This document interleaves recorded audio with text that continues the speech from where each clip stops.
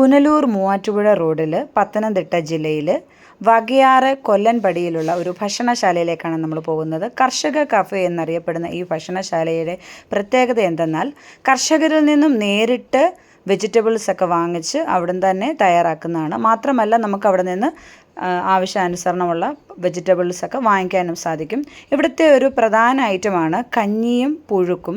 കൂട്ടുപുഴുക്കാണ് അറിയപ്പെടുന്നത്. 60 രൂപയാണ് 2 ചമ്മന്തി ഉൾപ്പെടെ. കഞ്ഞിയും പുഴുക്കിനും 50 രൂപയാണ്, കഞ്ഞിയും അസ്ത്രത്തിനും. അപ്പോൾ ഇവിടെ ചേച്ചിമാരാണിത് നടത്തുന്നത്. നല്ല ഒരു സഹകരണമാണ് ഇവിടെ.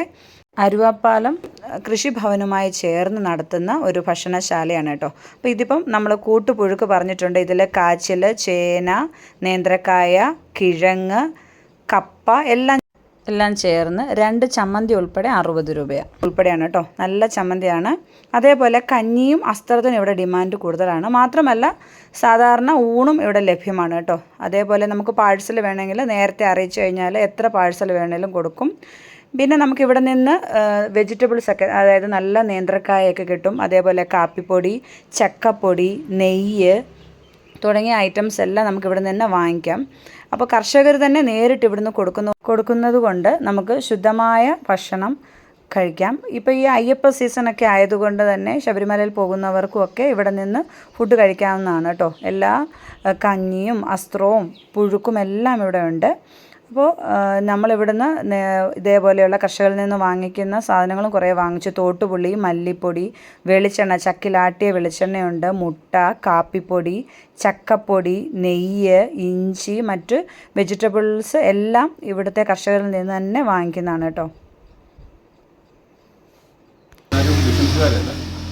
പലരും വെളിയിൽ നിന്ന്, ഞാൻ ഒരു 40 വർഷം ഗൾഫിൽ കഴിഞ്ഞ് തിരിച്ചു വന്ന ആളാണ്. ഞാൻ പലം കൃഷിഭവനുമായിട്ട് ചേർന്ന് ഇങ്ങനൊരു സംരംഭം തുടങ്ങിയതാണ്. സ്ഥല സൗകര്യക്കുറവുകൊണ്ട് ഞങ്ങൾ ഇവിടുന്ന് ഷിഫ്റ്റ് ചെയ്യണമെന്ന് വിചാരിച്ചുകൊണ്ടിരിക്കുക.